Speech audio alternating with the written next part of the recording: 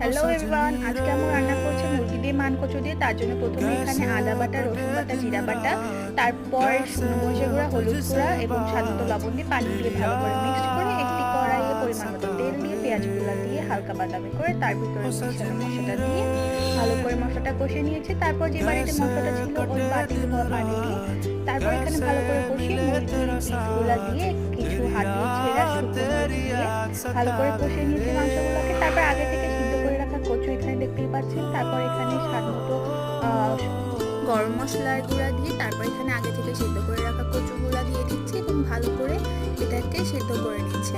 এখানে আমার মুরগিটা সিদ্ধ করা হয়ে গেছিলো, পর্যাপ্ত ঝোল টানিয়ে সার্ভিং বলে ঢেলে নিয়ে এর উপর থেকে গরম মশলার গুঁড়ো দিয়ে দিয়েছি। ভিডিওটি ভালো লাগলে লাইক, কমেন্ট, শেয়ার এবং সাবস্ক্রাইব করবেন। আজকের মতো এইটুকু। এতক্ষণ সাথে থাকার জন্য ধন্যবাদ সবাইকে। बारिश लिए सैलाब